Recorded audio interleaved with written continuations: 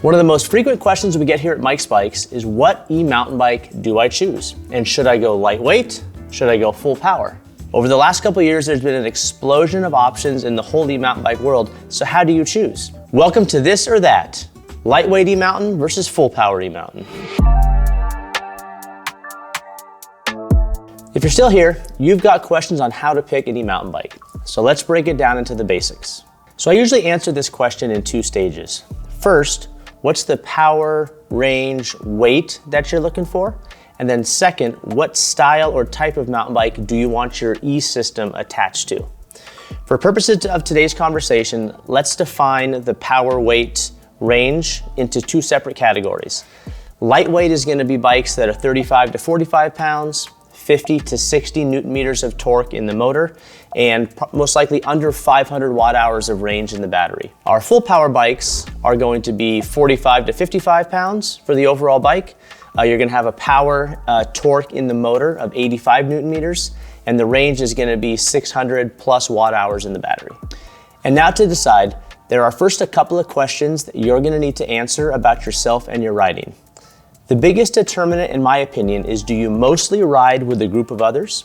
What bikes do they ride, and how do they like to ride them? So let's say the answer is yes, and you do ride in a group. Do they, A, all ride full power e-bikes and they're always in trail boost mode, going for it up the climbs?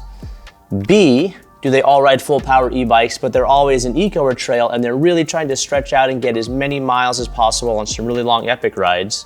Or C, is your group a mix of lightweight and full power bikes, but you're on the less fit side and looking for as much help as you can to keep up? If that's the case, then I would start your search with a full power e-mountain bike.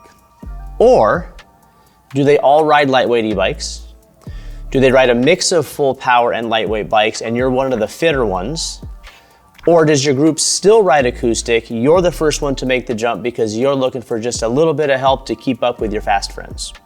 In those situations, I would start your search with a lightweight e-mountain bike. Now let's go back and say you don't have any friends and you ride mostly by yourself. Are you looking to maximize your drops and your downhill trails and get as much in a short amount of time as possible?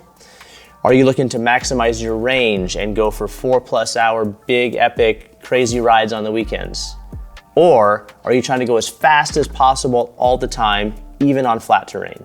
In those cases, start your search with a full power e-mountain bike.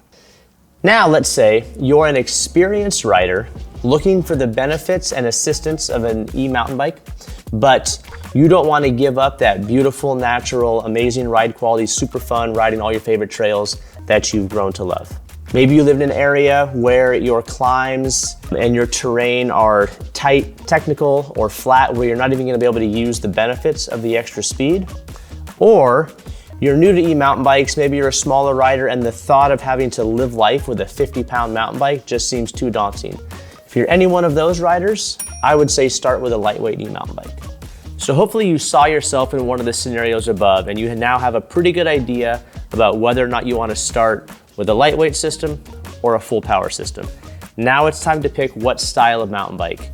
Do you want to go slack geometry, long travel for riding really aggressive, down, steep, chunky, big line trails?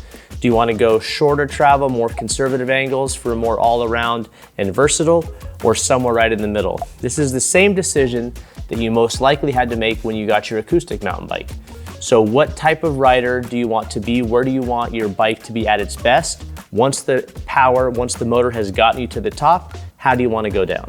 So we've talked about you and your needs and your wants and your desires and who you ride with. Now let's talk about these bikes and how they ride.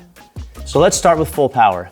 These things rip. From your first pedal stroke, you instantly get a huge smile on your face and the wind in your hair. And when you point them uphill, they go, go, go. In fact, uphill, technical, challenging climbing on a full power e-mountain bike is actually really fun and was a brand new revelation for me. But when you point a full power e-bike downhill, it goes and it goes fast. The weight of the bike becomes an asset. It keeps you stuck to the ground, planted, in control, giving you so much confidence that you can ride down terrain that you didn't think you could ride before. Coming out of corners, you have the power to accelerate to get back up to speed, little rises, boom, you're going for it. They handle really chunky terrain even better than an acoustic bike, in my opinion, because of that weight, because of how planted they feel, and the confidence of not getting knocked offline. So for pushing the limits and going really fast on technical downhill terrain and trails that are served by really steep uphill fire roads and you want to get all your max laps in, full power all day long. Currently, my favorite full power bikes would be the Cannondale Moterra SL because of its super progressive geometry, and the Santa Cruz Bullet. I want a full power bike to be super capable on the downhill because I just want to lap the gnarliest trails.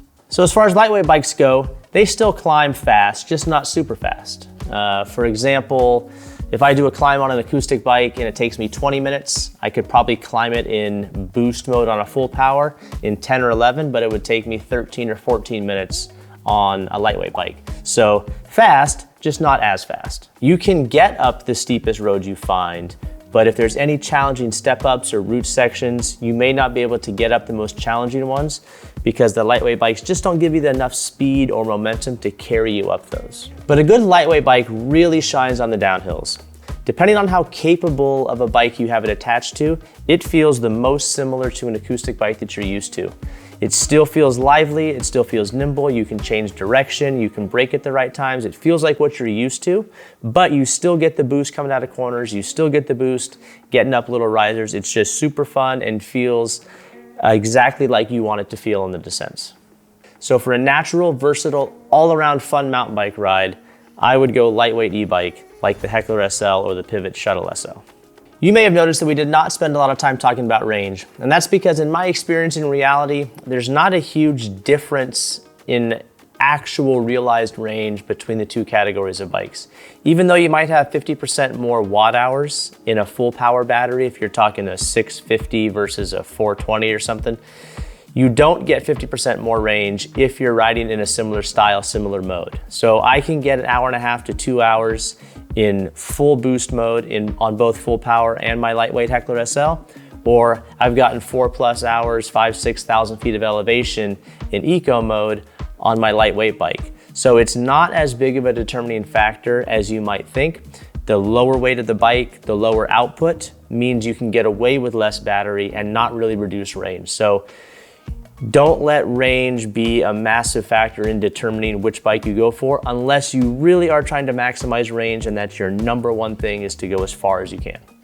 Phew, that was a lot. We talked about you, we talked about the bikes, we talked about all sorts of things. Hopefully that has helped you get closer to a decision or give you a starting point, but I'm sure you have more questions.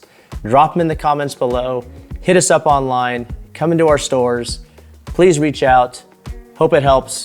Thank you for watching.